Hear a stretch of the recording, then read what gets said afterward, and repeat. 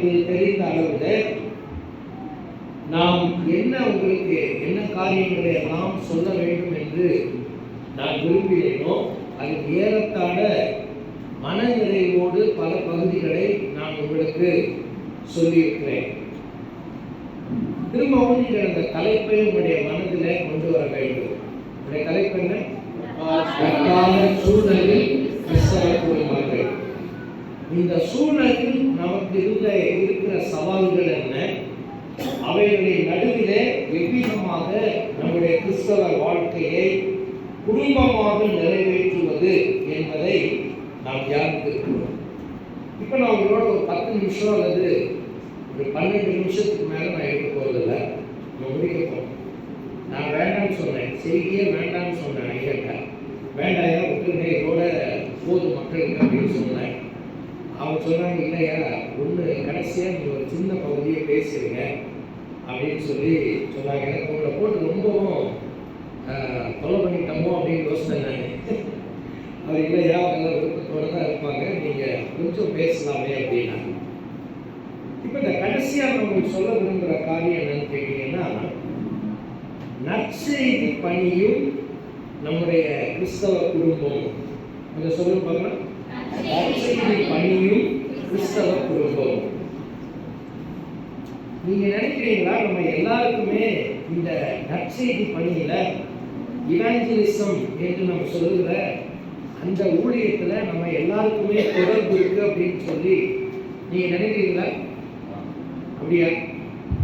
நற்செய்தி பணி போதகர்கள் மட்டும் ஊழியர்கள் மட்டும் செய்ய வேண்டிய வேலையா, அல்லது திருச்சபை எல்லாருக்கும் அந்த உணர்வோ அல்லது கடமையோ இருக்கிறதா? எல்லாருக்கும் இருக்கு. எல்லாருக்கும் இருக்குன்னு பைபிள் சொல்லுதா? இல்லை நீங்க சொல்றீங்களையா அப்படின்னா பைபிள் சொல்லுது. ஆண்டவர் என்ன சொன்னாரு? இறுதி கட்டளைன்னு நம்ம சொல்றோமே. மத்தேயு 28ஆம் அதிகாரத்துல கடைசி பகுதியை நம்ம என்ன சொல்றோம்? இறுதி கட்டளை, கிரேட் கமாண்ட்மெண்ட்ஸ் என்று நாம் அந்த பகுதியை அழைக்கிறோம்.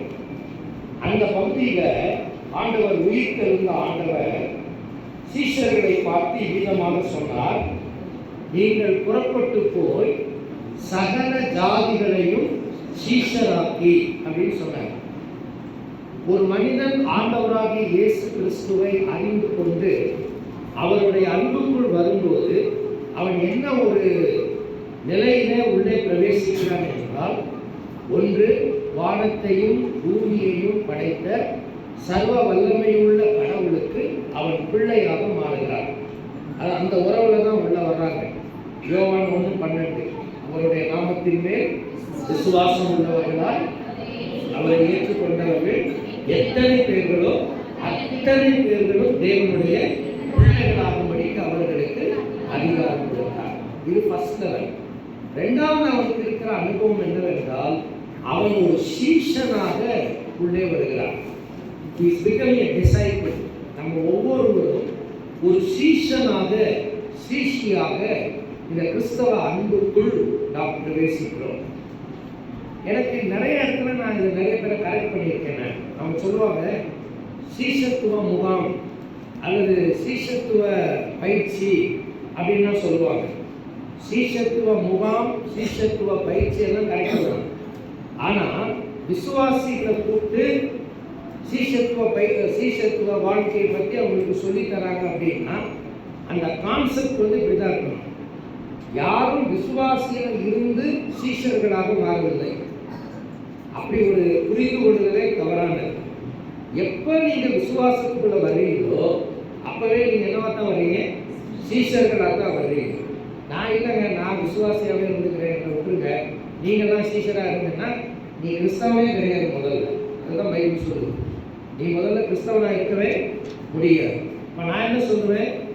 யார் கிறிஸ்தவனோ அவன் சீஷனாக இருக்குமான், யார் சீஷனோ அவன் கிறிஸ்தவனாக இருப்பான். அவ்வளோதான். இதுக்கு ஒன்றும் வித்தியாசமே கிடையாது. நீ சீஷனாக இருக்க விரும்பாவிட்டால் நீ கிறிஸ்தவனே கிடையாது. நீ கிறிஸ்தவனாக இருக்க விரும்பினால் நீ என்னவாக இருக்கிற?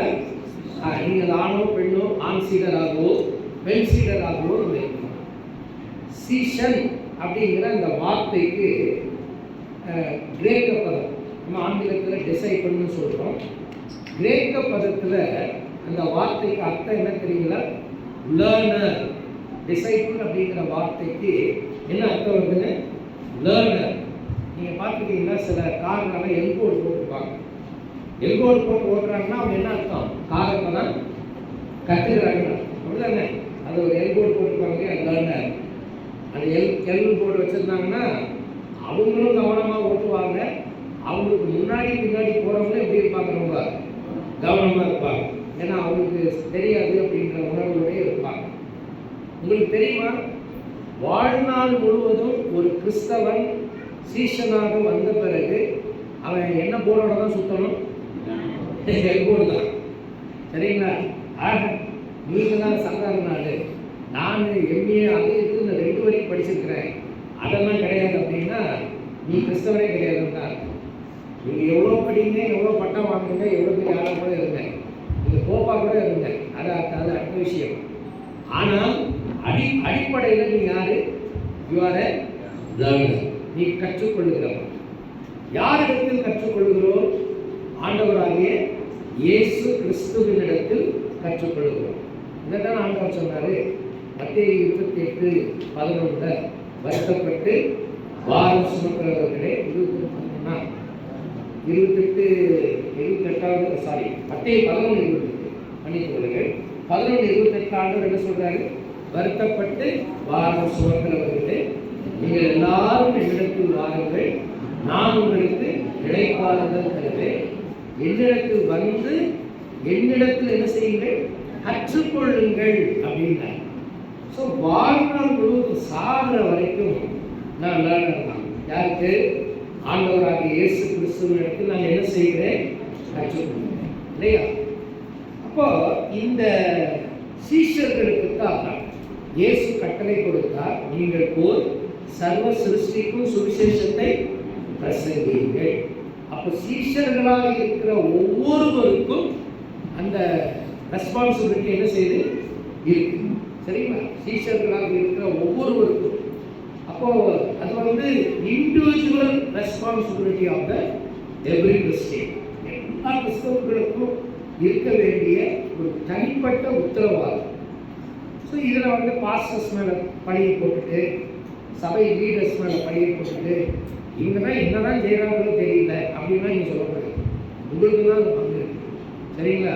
நீங்களும் தான் அந்த பங்கில் இருக்கிறீங்க.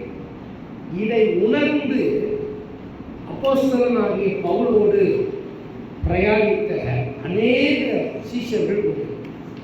பவுலோடு பிரயாணித்த அநேக சீஷர்கள் உண்டு. நீங்கள் அவரோடு ஊழியர் செய்து அவரோடு பழகின அநேக மக்களை சில இடங்களில் அவர் குறிப்பிடுவதை நீங்கள் கவனிக்கலாம். நீங்கள் இந்த எல்லா நிறுவனங்களையும் ஏறத்தாழ கடைசியில் அந்த வாழ்த்துதல் சொல்லி முடிப்பாங்க அப்படின்னா, அந்த மாதிரி இடங்களில் சில நிறுவனங்களில் இந்த மாதிரி ஆட்களுடைய பெயரெல்லாம் சொல்லுவார். இவருங்கெல்லாம் அதில் ஒன்று தான் ரோமர் 16வது அதிகாரம், 1 கொரிந்தியர் கடைசி அதிகாரம், கொலோசையர் புத்தகத்தின் கடைசி அதிகாரம். இதெல்லாம் நீங்கள் பார்த்தீங்கன்னா இந்த மாதிரி ஆட்களுடைய பேர் தான் அங்கங்கே அவர் சொல்கிறத நீங்கள் கவனிக்கலாம். அதில் அவரோடு பயணித்த ஒரு குடும்பம் தான் தீமோத்தேயு என்று சொல்லப்பட்ட ஒரு மனிதனின் குடும்பம். பைபிளில் புதிய ஏற்பாட்டில் 2 புத்தகங்களை பவுல் 2 நிருபங்களை இவனுக்கு எழுதியிருக்கிறார். நமக்கு தெரியும், 1 தீமோத்தேயு 2 தீமோத்தேயு. யார் இவங்க? இவங்களை பற்றி பைபிள் என்ன சொல்லுது? முதல்ல இவங்களை பற்றி நீங்கள் படிக்கிறது அப்போஸ்தலர் 16 தான் படிக்கிறீங்க. முதல் 2 அல்லது 3 வசனங்களில் தான் இவங்களை பற்றி இருக்குது. என்ன இருக்குது? தீமோத்தேயு ஒரு கலப்பின குடும்பத்தில் பிறந்தது. அவங்க அப்பா வந்து ஒரு கிரேக்கன், அம்மா வந்து ஒரு யூத ஸ்திரீ. அவங்களுக்கு பிறந்தவர் தான் இந்த தீமோத்தேயு. அப்பா யூதரா மாறினாரா இல்லையா நமக்கு தெரியாது. அல்லது இவங்க 2 பேரும் லோவிசால், இந்த பையனுடைய பாட்டி, அதாவது தீமோத்தேயுடைய அம்மாவுடைய பாட்டியும் அவங்க அம்மா ஐனிகேயாலும் இயேசு கிறிஸ்துவை தங்கள் சொந்த இரட்சகராக அப்போஸ்தலனாகிய பவுலின் மூலமாக ஏற்றுக்கொண்டார்கள். அப்படிதான் தீமோத்தேயு உள்ள வந்தார். சரி, அவர் அதுக்கு பிறகு கிறிஸ்தவராக தான் மாறினாரா நமக்கு தெரியாது. மொத்தத்தில் ஒரு உயிரோடு இருந்தாரா இல்லையா அதுவே நமக்கு தெரியாது. அவரை பற்றி எதுவுமே பைபிளில் கிடையாது. இவ்வளோ மட்டும்தான் இருக்கும். அப்போஸ்தலர் 16 படிச்சீங்கன்னா அங்கே தீமோத்தேயு எனப்பட்ட ஒரு நர்சன், ஒரு தீமோத்தேயுங்கிற ஒரு சீஷன் இருந்தால், அவன் சகோதரர் எல்லாராலும் நற்சாட்சி பெற்றிருந்தான். அவன் தாய் ஒரு யூத ஸ்திரீ, தகப்பன் கிரேக்கன் அப்படின்னு வரும். 2 தீமோத்தேயு 1ஆம் அதிகாரத்துல 5வது வசனத்துல தான் அவங்க அம்மா பேரும் அவங்க பாட்டி பேரும் பைபிள்ல சொல்லியிருக்கு.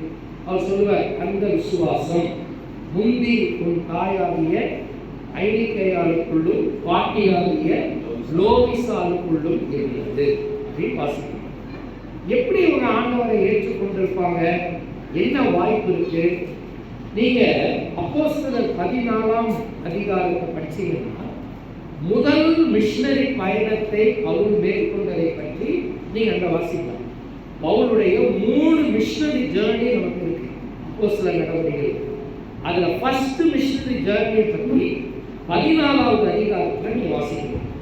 இந்த 14வது அதிகாரத்துல நீங்க வாசிக்கும் போது பவுல் போய் பிரசங்கம் பண்ண ஒரு பகுதியை பற்றி அங்கே குறிப்புகள் வருகிறதை நீங்கள் கவனிக்கலாம். உங்களுடைய கவனத்தை அப்போஸ்தலர் 14ஆம் அதிகாரத்திற்கு நீங்கள் திருப்பிக் கொள்வீர்களானால் அங்கே நான் சொல்லுகிற இந்த குறிப்புகளை நீங்கள் வாசிக்கலாம். 14வது அதிகாரத்துல நம்ம என்ன வாசிக்கிறோம் பாருங்க. 6வது வசனத்துல, இவர்கள் அதை அறிந்து லிக்கவோனியா நாட்டில் உள்ள பட்டணங்களாகிய லீஸ்திராவுக்கும் தெர்பைக்கும் அவைகளின் சுற்றுப்புறங்களுக்கும் ஓடிப்போய் அங்கே சுவிசேஷத்தை பிரசங்கித்தார்கள். பவுலும் அவருடைய உடன் ஊழியரும் போய் இந்த வேலையை அவர்கள் செய்தார்கள். ஒரு இடத்துல எதிர்ப்பு வந்தது, அடுத்த இடத்துல போய் செஞ்சாங்க. அவங்க போய் ஊழியர் செஞ்ச ஒரு இடம் தான் லீஸ்திரா அப்படின்ற ஒரு பட்டணம். 16வது அதிகாரத்துக்கு வரும்போது பவுல் என்ன தீர்மானம் பண்றாருன்னா, இப்போ ஒரு மிஷனரி ஜேர்னி முடிச்சுட்டு அவர் திரும்ப அவங்க இடத்துக்கு வந்துட்டாங்க. இப்போ அவங்க என்ன யோசிக்கிறாங்க, மறுபடியும் ஏற்கனவே நம்ம போய் எங்கெல்லாம் ஊழியர் செஞ்சிருக்கோம் அந்த பட்டணங்களை எல்லாம் போய் பார்க்கலாம் அப்படின்ற மாதிரி ஒரு திட்டத்தை அவங்க போடுறத நீங்க கவனிக்கலாம். 26வது வசனத்துல 15வது அதிகாரத்துல நம்ம வாசிக்கணும். சில நாளைக்கு பின்பு பவுல் பர்னபாவை நோக்கி, நாம் கர்த்தருடைய வசனத்தை அறிவித்திருக்கிற சகல பட்டணங்களிலும் உள்ள சகோதரர்கள் எப்படி இருக்கிறார்கள் என்று போய் பார்ப்போம் வாரும் அப்படின்னு கூப்பிடுறாரு. பார்த்தீங்களா, அதுதான் செகண்ட் மிஷனரி ஜேர்னிக்கான துவக்கம். திரும்பவும் பழைய இடங்களுக்கு போக அவங்க கிளம்பும்போது ஏற்கனவே போன பர்னபாவுக்கும் பவுலுக்கும் இடையில ஒரு சின்ன கருத்து வேறுபாடு வந்ததுனால பர்னபா கூட போகலை. அவர் வேற பகுதிக்கு போனாரு. சீலா அப்படின்ற இன்னொருத்தரை கூப்பிட்டு பவுல் அந்த செகண்ட் மிஷனரி ஜேர்னியில போனார். நீங்க எப்பவுமே நம்ம ஊர் பேர் பாரி அது இருக்கிறதுனால ஷீலான்னு ஆக்கிராம இருக்கணும். சரிங்களா? ஷீலா கிடையாது, என்னது சீலா. சரிங்களா? சில்வானு அப்படின்னு சில இடத்துல வரும் பைபிள்ல, புதிய ஏற்பாட்டில். அதுவும் சீலாவும் ஒண்ணுதான். அது கிரேக்க உச்சரிப்பு.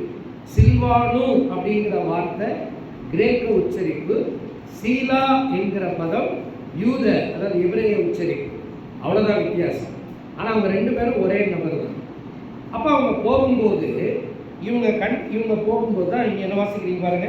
16:1, அதன் பின்பு தெர்பைக்கும் லீஸ்திராவுக்கும் போனால் அங்கே தீமோத்தேயு என்னப்பட்ட ஒரு சீஷன் இருந்தார். 14வது அதிகாரத்தில் அந்த பகுதியிலலாம் போனாங்க, சுவிசேஷம் சொன்னாங்க அப்படின்னு சொல்லும்போது அங்கே யாராவது இப்படி ஒரு வார்த்தை வந்துதா? அங்கே தீமோத்தேயு ஒருத்தர் இருந்தார், அவர் சீஷனுங்கிற வார்த்தை ஏதாவது வந்துச்சாங்க? வரவே இல்லை, இல்லையா? அப்போ அந்த தடவை தான் இவங்க காஸ்பலை முதல் தடவையாக கேட்டிருக்கிறாங்க.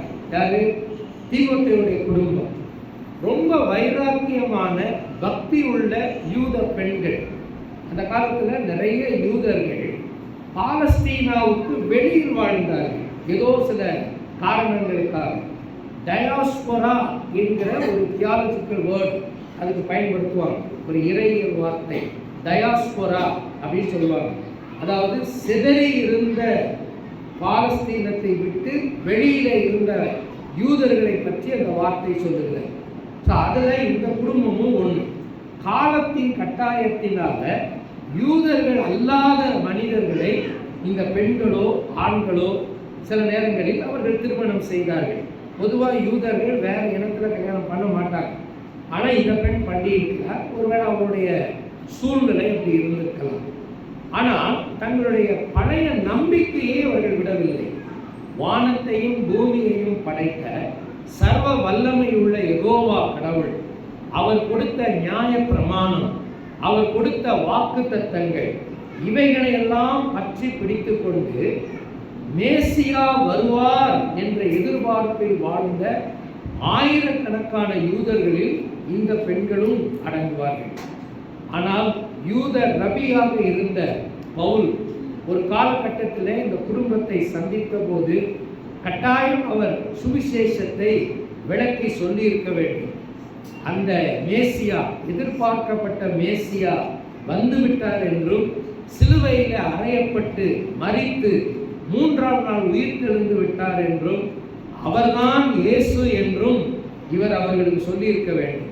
அதனால தான் மனதார குடும்பமாக அவர்கள் இயேசுவை தங்கள் சொந்த இரட்சகராக ஏற்றுக்கொண்டார்கள். இப்படிதான் தீமோத்தேயு உள்ள வந்தார். தீமோத்தேயு என்கிற அந்த வார்த்தைக்கு அர்த்தம் என்னவென்றால் ஹானரிங் காட். தீமோத்தேயுங்கிற அந்த வார்த்தைக்கு என்ன அர்த்தம், பெயருக்கு என்ன அர்த்தம்? ஹானரிங் காட், கடவுளை கனப்படுத்துகிறவன், கர்த்தரை கனப்படுத்துகிறவன் என்று அர்த்தம். இந்த பெண்கள் ஒருவேளை அந்த கிரேக்க கலாச்சாரத்தில் வாழ்ந்தாலும் கூட சின்ன வயசிலிருந்து தீமோத்தேயுவுக்கு ஒன்றான மெய் தேவனை பற்றியும் அவருடைய உண்மையான வார்த்தையை பற்றியும் அவர்கள் போதித்திருந்தார்கள். இயேசுவை தெரியாது, ஆனால் அவர்கள் ஒன்றான மெய் தேவனை பற்றி போதித்திருந்தார்கள். பவுல் போன உடனே ரூட் கிளியர் ஆயிடுச்சு. அவங்களுக்கு எல்லாம் புரிஞ்சு போச்சு. நாங்கள் ஆராதிக்கிற அதே கடவுள் தான், கடவுளை ஒன்றும் மாற்ற போறதில்லை. ஆனால் நாங்கள் எதிர்பார்த்த மேசியா வந்துவிட்டார். இனி எங்களுக்கு பலிபீடம் தேவையில்லை, எங்களுக்கு இனி மோசேயின் சடங்குகள் தேவையில்லை, நியாய பிரமாணத்தின் சட்டதிட்டங்களிலே சடங்கு சார்ந்த சட்டதிட்டங்கள் எங்களுக்கு தேவையில்லை. நாங்கள் இயேசு கிறிஸ்துவின் மூலமாக பிதாவை அடைய முடியும் என்கிற நம்பிக்கைக்குள் வந்துவிட்டார்கள். அப்படியே தான் தீமோத்தேயு சுவிசேஷ பணியில பவுலோடு இறங்கினார். பைபிள் ஸ்காலர் சொல்றாங்க, அதிகபட்சம் தீமோத்தேயு 14 வயதிலிருந்து 16 வயதுக்குள்ளாகவே பவுலுடன் தொடர்பில் வந்திருக்க வேண்டும் அப்படின்னு சொல்றாங்க. He was in his peak age. 14 வயசுலிருந்து 16 வயசுக்குள்ளான காலகட்டங்களிலேயே பவுலோடு தொடர்பில் வந்து அவரோடு அவர் ஊழியத்தில் வர ஆரம்பித்தார். உங்களுக்கு தெரியுமா, பவுலுடைய ஊழியத்தில் எத்தனையோ பேர் வந்திருக்கிறாங்க, போயிருக்கிறாங்க. நிறைய பேரை பற்றி சில நேரங்களில் அவர் நல்லா சொல்லியிருப்பார், சில நேரங்களில் அதே நபர்களை பற்றி வேதனையோடையும் சொல்லியிருப்பார். அவர் பின்வாங்கி போயிருப்பாங்க, குறைகளோடு இருந்திருப்பாங்க. ஆனால் தீமோத்தேயுவை பற்றி அவர் எந்த குறிப்புகளை நீங்கள் எடுத்து பாருங்க, நிருபங்களில் அவரை பற்றி எந்த இடத்துல நீ இப்படி சரியில்லை, அப்படி சரியில்லை, நீ இந்த தப்பு பண்ணுற, நீ இப்படி பண்ணுற, அவர் எங்கேயுமே அவனை அப்படி சொன்னதே கிடையாது. அதுக்காக அவன் ரொம்ப குறையற்ற மாசற்றவன் என்று நம்ம சொல்லலை. அப்படி எதுவும் பவுல் சொன்னதே கிடையாது. பவுலோடையே வளர்ந்தவன், அவருடைய பயிற்சியிலே வளர்ந்தவன். குறைஞ்சது ஒரு 30 ஆண்டுகளாவது பவுலோடு நீண்ட பயணத்திலே தீமோத்தேயு இருந்தவர். பவுல் எழுதின கடைசி நிருபம் 2 தீமோத்தேயு தான்.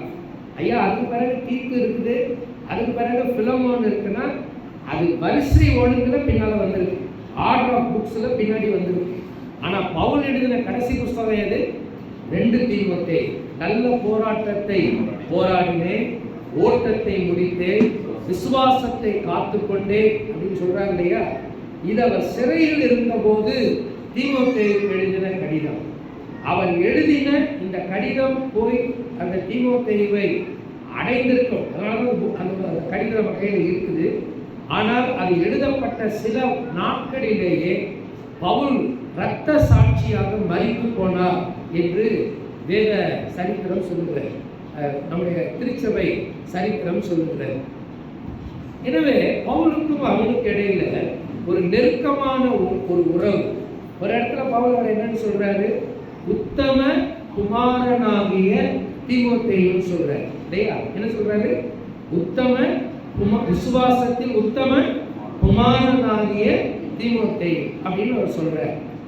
ஸோ இந்த அளவுக்கு அவனை கொண்டு வந்ததுல நான் என்ன சொல்லுவேன் தெரியுங்களா? பவுலுக்கு மாத்திரம் பங்கு இல்லை. பவுலுக்கு மாத்திரம் பங்கு இல்லை. பவுலுக்கு முன்னாடியே யாருக்கு பங்கு இருந்தது? அதுல லோவிசானுக்கும் ஐனிகேயானுக்கும் பங்கு இருந்தது. அதான் நீங்க புரிஞ்சுக்கணும். குடும்பத்துல பிள்ளைகளை உருவாக்குவதில் ஊழியர்களுக்கு மட்டும் பங்கு என்று நீங்க நினைக்க கூடாது. பெரும் பங்கு எங்குதான் இருக்கிறது? குடும்பத்தில் இருக்கிறது. குடும்பத்துல நீங்க தான் பிள்ளைகளை அந்த விதத்தில் உருவாக்க வேண்டும். 3 விதங்களிலே இந்த லோவிசாலும் ஐனிகேயாலும் தங்களுடைய தாக்கத்தை தீமோத்தேயுக்குள்ள அனுப்பினாங்க. அந்த 3ஐயும் தான் நான் உங்களுக்கு சொல்லி நான் முடிக்க போறேன். அதனாலதான் அவனால நற்செய்தி பணியை செய்ய முடிஞ்சது. இந்த குடும்பமும் அவனுடைய நற்செய்தி பணியில ஒரு பெரிய பங்கை எடுத்துக்கொண்டாங்க. சரிங்களா? நம்பர் 1 முதல் காரியம் என்ன? இவங்க தீமோத்தேயுக்குள்ள கொண்டு போன முதல் தாக்கம் என்ன? 2 தீமோத்தேயு 1ஆம் அதிகாரம் 4வது வசனத்தை நீங்கள் வாசிக்கலாம். 2 தீமோத்தேயு 1ஆம் அதிகாரம் 4வது வசனம்.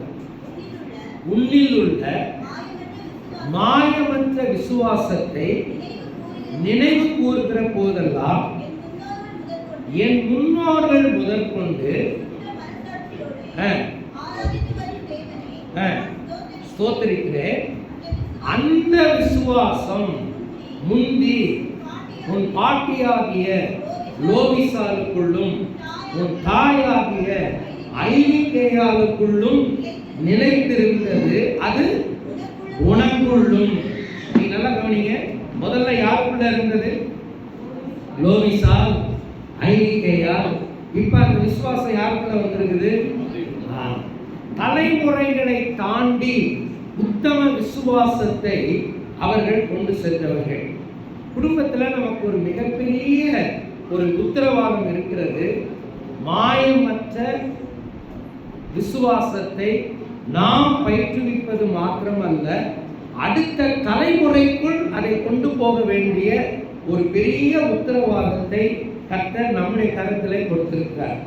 அருமையான பெற்றோர்களே, குடும்ப தலைவர்களே, குடும்பத்தின் பெரிய பங்கை ஏற்று வந்திருக்கிற அருமையான விசுவாச மக்களே, நீங்கள் அதை நன்றாக மனதில் வைத்துக் கொள்ள வேண்டும். என்னில் உள்ள மாயமற்ற விசுவாசமும் அந்த நல் மனசாட்சியும் யாருக்குள்ளே போக வேண்டும்? என்னுடைய சந்ததிகளுக்குள் போக வேண்டும். பவுல் இதை சொல்லும்போது கிறிஸ்தவ வாழ்க்கையில் அவங்க வந்த அனுபவத்தில் இருந்து அவர் ஆரம்பிக்கல. அவங்க ஆரம்பத்திலிருந்தே சொல்றார். அவங்க ஜீவிஷ் வயிற்றுல இருந்தாங்க பார்த்தீங்களா? அந்த காலத்தில் இருந்தேன்னா அவர் வர்றார். இயேசுநாதனே தெரியாதவங்களுக்கு அவ்வளோதான். மற்றபடி அவர்கள் ஜீவனுள்ள தேவன் மேல் என்னவா இருந்தாங்க? நம்பிக்கையோட தான் இருந்தாங்க இல்லையா? அந்த நம்பிக்கை பரிமாணத்துல தான் மாற்றம் வந்திருக்கே தவிர நம்பிக்கையில மாற்றம் வரல. அப்பையும் அதே கடவுள் தான், இப்பையும் இதே கடவுள் தான். எனக்கு சில நேரத்தில் நம்ம பெந்தேகோஸ்தே போதகத்தில் சிலரை பார்க்கும்போது எனக்கு ரொம்ப சிரிப்பாகவும் தமாஷாவும் இருக்கும். ஒரு பாஸ்டர் போட்டிருந்தாரு, அவருடைய சபை, அவர் எனக்கு நல்ல பழக்கமானவர் தான். அவர் முதல்ல இன்னமும் போட்டிருந்தாரு. அப்புறம் தெரியும் ஒரு நாள் போனேன், பேரை மாற்றிருந்தேன். என்ன பேர் போட்டிருந்தாருன்னா நியூ ஃபெய்த் சர்ச் அப்படின்னு போட்டிருந்தாரு. நியூ ஃபெய்த் சர்ச் அப்படின்னா எனக்கு புரியல. நான் அவரை கேட்டார், என்ன பாஸ்டர் நியூ ஃபெய்த் அப்படின்னு? ஆமாம் பாஸ்டர், நம்ம எல்லாம் புதிய ஏற்பாட்டு விசுவாசிகள் இல்லை. ஆமாம், இப்போ யார் இல்லைன்னா பழைய ஏற்பாட்டு விசுவாசம். என்ன விசுவாசம் உங்களுக்கு? கடவுளை எதுவும் மாற்றிருக்கிறீங்களா நீங்கள் அப்படின்னு கேட்டேன். பழைய ஏற்பாட்டில் எந்த கடவுளாக வளர்ந்தோம்? அதே வானத்தையும் பூமியும் படைத்த அதே சர்வ வல்லமையுள்ள கடவுளை தானே வணங்குறீங்க. புதிய ஏற்பாட்டில் யாரை வணங்குறீங்க? அவரை தானே வணங்குறீங்க. இது என்ன ஆரியபவன் நியூ ஆரியபவன்ற கதையில இருக்கு. நான் இது என்ன புரிதல் உங்களுக்கு இருக்குதுன்னு சொல்லி சட்டம் போட்டு விட்டாங்க. அப்போ அவருடைய பரிமாணத்துல மாற்றம் வந்திருக்கிறார். பலிகளின் மூலமாய் சடங்குகளின் மூலமாய் என்கிற அந்த நிலை மாறி விசுவாசத்தின் மூலமாய் கடவுளை அறிகிறோம் என்கிற ஒரு பரிமாணம் மாறி இருக்கிறது. But faith is same. எப்பவுமே கடவுள் மாறுறது இல்லை, நாம் அவர் மீது வைத்திருக்கிற விசுவாசம் என்ன செய்யறதில்லை, மாறுறது. சரிங்களா? கவனமா இருப்பீங்களா? ஆண்டவர்கிட்ட சொல்லுவீங்களா, ஆண்டவரே நற்செய்தி பணிக்கு நானும் என் குடும்பமும் ஆயத்தமாக வேண்டும் என்றால் முதல் அடிப்படை எங்களுக்கு என்ன வேண்டும் என்றால் மாயமற்ற என்ன வேணும், விசுவாசம் வேணும். நல் மனசாட்சியோடு நாங்கள் ஜீவிக்கிற அந்த மாயமற்ற விசுவாசம். மாயம் அப்படிங்கிற வார்த்தைக்கு அர்த்தம் தெரியுமா உங்களுக்கு? கிரேக்க பதத்தில் நம்ம ஆங்கிலத்தில் ஹிப்பாக்ரைட்ஸ் அப்படின்னு சொல்றோம் இல்லையா, ஹிப்பாக்ரசின்னு சொல்றோம். ஹிப்பாக்ரைட்ஸ் சொல்றார் ஆண்டவர். மாயக்காரனே, மாய்மாலம் வார்த்தையெல்லாம் சொல்றோம் இல்லைங்களா? கிரேக்க பதம் அதுக்கு என்ன அர்த்தம் தெரியுங்களா? ஸ்டேஜ் ஆக்டிங் அப்படிங்கிறது பேர். அதுக்கு பேர் என்ன பேரு? Stage acting. அந்த மாயம் என்கிற வார்த்தைக்கு வருகிற மூல வார்த்தைக்கு அர்த்தம் மேடை நடிப்பு. மேடையில கொலை நடக்கலாம், மேடையில சண்டைகள் நடக்கலாம், மேடையில துக்கங்கள் நடக்கலாம். அதை பார்க்கிற யாருமே சீரியஸ் ஆகுறது இல்லை. நமக்கு தெரியும் இது எல்லாமே என்னதான், நடிப்பு தான் இல்லையா? கொலை நடந்த மாதிரி ஆனால் கொலை சொல்லுங்க நடக்கல. அதனாலதான் நடிச்சுட்டு வந்து கை கொடுக்குறத நல்லா கொலை பண்ணீங்க அப்படின்னு கை கொடுக்குறோமா இல்லையா? இன்னொருத்தருக்கு பரவாயில்ல நல்லா செத்தவ மாதிரியே நடிச்சுக்கிறீங்க, ரொம்ப நல்லா இருக்கு அப்படி சொல்றோமா இல்லையா? அவன் நடிப்பு இருக்கிற மாதிரி ஒரு தோற்றம் ஆனா இல்லை இல்லையா? விசுவாசம் அப்படி இருக்கக்கூடாது. இருக்கிற மாதிரி ஒரு தோற்றத்தை கொடுத்துட்டு ஆனா இல்லை அப்படின்னு இருக்கக்கூடாது. அது ஜென்யூனா இருக்குது. ஆமா, அந்த விசுவாசத்தை அடுத்த தலைமுறைக்கு கொண்டு சென்றவர் இறை மக்களே. இதுலதான் நீங்க ரொம்ப கவனமா இருக்கணும். மாயமற்ற இறை விசுவாசத்தை உங்களுடைய அடுத்த சந்ததிகளுக்கு, ஜெனரேஷனுக்கு கொண்டு போறதுல கடவுள் நம்ம கொடுத்திருக்கிற பொறுப்பை நீங்கள் உணர வேண்டும். இரண்டாவதாக அவங்க செய்த மிகப்பெரிய காரியம் என்ன தெரியுங்களா? வேத வாக்கியத்தின் முக்கியத்துவத்தை அவனுக்குள் கொண்டு போனார்கள். இந்த லோவிஸ், இது பவுல் செய்யல, இத லோவிஸாலும் ஐன்கேரும் தான் செஞ்சாங்க. சின்ன வயசுல இருந்தே அவனுக்கு ஆண்டவருடைய வார்த்தையை கற்றுக் கொடுத்தார்கள். வார்த்தைக்கு நேராக அவனை வழி நடத்தினார்கள். 2 தீமோத்தேயு 3ஆம் அதிகாரத்தில் பவுல் இதை குறிப்பிடுகிறதை நீங்கள் கவனிக்கலாம். 2 தீமோத்தேயு 3ஆம் அதிகாரத்தில் நீங்கள் பார்த்தீர்களானால் நம்ம என்ன வாசிக்கிறோம்? நம்ம 15ஆவது வசனம் பாருங்க. 3:15 கிறிஸ்து இயேசுவை பற்றும் விசுவாசத்தினாலே உன்னை ரட்சிப்புக்கு ஏற்ற ஞானம் உள்ளவன் ஆக்கத்தக்க பரிசுத்த வேத எழுத்துக்களை நீ எது முதல் கற்றவன்? சிறு வயது முதல் கற்றவன் என்று உனக்கு தெரியும். சிறு வயசுல யார் சொல்லிக் கொடுத்தா? அம்மாவும் பாட்டி. ஜீவிஷ் பேக்ரவுண்ட் என்ன தெரியுங்களா? யூத பின்னணி என்ன தெரியுங்களா? யூத கலாச்சாரமே அப்படிதான். குழந்தை தாயின் வயிற்றுல உருவானதுல இருந்து 5 வயசு வெளியில வந்து பிறந்த 5 வயசு வரைக்கும் ஒரு குழந்தை, ஒரு தாய், ஒரு குழந்தைக்கு ஒரு அம்மா வந்து ஆவிக்குரிய வழிகாட்டியாக இருப்பாங்க. அவங்களுடைய கலாச்சாரமே அப்படிதான். 5 வயசு வரைக்கும் ஆவிக்குரிய வழிகாட்டி யாருன்னா அம்மா.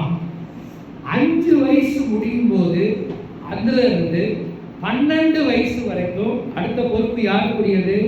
அப்பா. சரிங்களா? he will become a spiritual guide.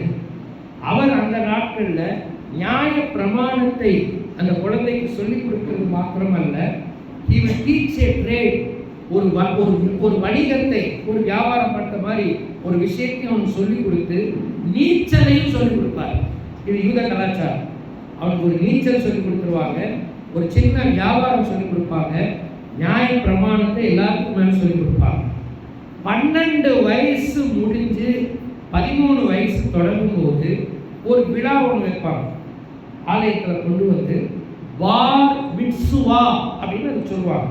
கொஞ்சம் உச்சரித்து பாருங்க, சொல்லுங்க, என்ன சத்தமாக சொல்லுங்க. பார் பார் பிஏஆர் பார். பார் அப்படின்றது ஒரு வார்த்தை, மிட்சுவா அப்படின்றது அடுத்த வார்த்தை. பார் என்றால் தத்தெடுக்கப்பட்ட மகன் அப்படின்னு அர்த்தம். பார்னா அர்த்தம் பென், பெஞ்சமின் சொல்றோமா இல்லையா? பென் வலது கரத்தின் மகன், பெஞ்சமின் நம்ம சொல்றோமா இல்லையா? பென் என்றால் சொந்த மகன், பார் என்றால் தத்தெடுக்கப்பட்டவன். அந்த மிட்சுவா அப்படிங்கிற வார்த்தைக்கு கடவுளுடைய பிரமாணம் அப்படின்னு அர்த்தம். இவங்க என்ன செய்வாங்க தெரியுங்களா? தேவாலயத்தில் கொண்டு போய் 12 வயது முடிந்த குழந்தைய கடவுளுடைய பிரமாணத்துக்கு தத்து கொடுத்து விடுவார்கள். எல்லாம் சேர்ந்து சொல்லுவாங்க, கடவுளுடைய. ஆமா, அவங்க என்ன சொல்லுவாங்க, அவங்க நம்பிக்கை என்ன, ஆண்டவரே 5 வயசு வரைக்கும் அம்மா நடத்தினாங்க, 12 வயசு வரைக்கும் நான் நடத்தினேன், இனி வாழ்நாளெல்லாம் உங்களுடைய கற்பனைகளை இவனை என்ன செய்ய வேண்டும், வழிநடத்த வேண்டும். அதான் அந்த விழா. உங்களுக்கு ஞாபகம் இருக்கா? இயேசுநாதர் 12 வயசான போது என்ன பண்ணாரு? ஞாபகம் இருக்கா உங்களுக்கு? தேவாலயத்துக்கு போனாரு. அப்புறம் வரும்போது அவர் என்ன செய்யல, கூட வரல. இவங்க கேட்டு போகும்போது ஆண்டவர் என்ன சொன்னார்? நான் என் பிதாவுக்கு அடுத்த காரியத்தில் ஈடுபட வேண்டியது உங்களுக்கு தெரியாதான்னு கேட்டார்ல. இதைத்தான் சொன்னார். சரிங்களா? ஒன்று, விசுவாசத்தையும் நல் மனசாட்சியையும் அடுத்த தலைமுறைக்கு கொண்டு செல்லுங்கள். அடுத்து வேத வாக்கியத்தையும் அதன் மகத்துவத்தையும் அடுத்த தலைமுறைக்கு கொண்டு செல்லுங்கள். மூன்றாவது, கர்த்தருடைய சுவிசேஷத்தை அறிவிப்பதற்கான பாரத்தை அடுத்த தலைமுறைக்கு கொண்டு செல்லுங்கள். அதான் நீங்க செய்ய வேண்டிய காரியம். ஏன்னா லோபிசாலும் ஐனிக்கையாலும் அவனை ஒப்பு கொடுக்கலைன்னா அவன் ஒரு நல்ல ஊழியக்காரனா பின்னால் என்ன செஞ்சிருக்க முடியாது, வந்திருக்க முடியாது. நான் என்ன சொல்ல வரலன்னா, நம்ம பிள்ளைங்க எல்லாருமே ஊழியம் செய்யணும் அப்படின்னு நான் சொல்ல வரல, ஊழியக்காரங்கள் ஆகணும்னு நான் சொல்ல வரல. அவங்க எந்த வேலையை செய்யணும், அன்லஸ் அவங்களுக்கு ஒரு கடவுளுடைய அழைப்பும் அந்த பாரமும் இருந்து அவங்க ஊழியத்துக்கு வந்தால் ஒழிய யாரையும் நம்ம கட்டாயப்படுத்த வேண்டாம். அவங்க வேலையை செய்யணும். ஆனால் எங்க இருந்தாலும் அவர்கள் யாராக இருக்கணும்? சுவிசேஷகர்களாக இருக்க வேண்டும், நற்செய்தி பணியாளர்களாக இருக்க வேண்டும். இருக்கிற இடங்களில் இருந்து ஆண்டவருக்கு சாட்சி பகிர்ந்து அநேகருக்கு கிறிஸ்துவை அறிவிக்கிற மக்களாக இருக்க வேண்டும். அது வாழ்க்கையிலே இருக்கணும், வார்த்தையிலே இருக்கணும், இல்லையா? அப்படின்னா காஸ்பல் உலகத்துக்குள்ள போய் ரீச் ஆக முடியும். வேலை அவங்க ஆண்டவருடைய ஊழியத்துக்கு அர்ப்பணித்து வர்றாங்க, அவங்க ஏதோ ஊழியத்துக்கு வர்ற, அது அவங்க பிரச்சனை, அது அவங்களுக்கும் கடவுளுக்கு இடையில இருக்கிற காரியம். அதை நான் சொல்லலை, நம்ம யாரையும் கட்டாயப்படுத்தவும் வேண்டியதில்லை. ஆனால் அந்த பாரத்தை கொண்டு போய் அந்த பிள்ளைகளின் மனதில் வைக்க வேண்டியது நம்முடைய வேலை. எனக்கு இருந்தால் போதும், நான் சம்பாதிச்சா போதும், நான் நல்லா நிலைமைக்கு வந்தால் போதும், நான் நல்லா வசதியாக வாழ்ந்தா போதுன்ற நிலையில அவங்க பிள்ளைகள் வளரக்கூடாது. அவங்க நல்லா இருக்கட்டும், நல்ல வசதியாக இருக்கட்டும், சந்தோஷமாக இருக்கட்டும். ஆனால் எங்கே இருந்தாலும் எதை அவர்கள் எடுத்து செல்ல வேண்டும்? கிறிஸ்துவினுடைய சுவிசேஷத்தை. இதைத்தான் தீமோத்தேயு ஒரு பெரிய பங்களிப்பாக தன் குடும்பத்தின் மூலமாக நிறைவேற்றினார். ஒரு காலகட்டத்தில் பவுல் அவனை பிரித்து எபேசு பட்டணத்தின் பகுதிகளில் இருக்கிற சபைகளுக்கு அவனை பொறுப்பாளனாக போட்டிருக்கிறார். 1 தீமோத்தேயு 1வது அதிகாரத்தில் நீங்கள் அதை பார்க்கலாம். எபேசுவில் உன்னை நான் விட்டு வந்தேனே அப்படின்னு அவர் சொல்வார். அதுக்கு பிறகு என்ன ஆச்சுன்றதை பற்றியெல்லாம் நமக்கு வரலாறு இல்லை. ஆனால் ஒன்று தெரியும், தீமோத்தேயு தன்னுடைய கடைசி மூச்சு வரைக்கும் யாருக்காக நின்றார்? கிறிஸ்துவுக்காக நின்றார். அந்த கமிட்மெண்ட்டோட, அந்த ஒரு உறுதியோட இந்த இடத்தை விட்டு நம்ம வெளியில் போவோம். தற்கால சூழலில் கிறிஸ்தவ குடும்பங்கள் நாம் பல நிலைகளில் வாழ்ந்தாலும் நற்செய்தி பணி என்பது நம்முடைய ஒவ்வொருவருடைய உத்தரவாதம். ஒவ்வொருவருக்கு இருக்கிற அது ரெஸ்பான்சிபிலிட்டி. அதில் நான் இல்லைன்னு நீங்கள் சொல்லக்கூடாது. ஏன்னா நீங்கள் அனுபவிச்சிருக்கிறீங்க, கண்டிப்பாக உங்கள் மூலமாக என்ன செய்யணும்? அடுத்தவங்களுக்கு போயாகும். அப்போ 3 காரியம் முக்கியம். முதல் காரியம் என்ன சொன்னேன்?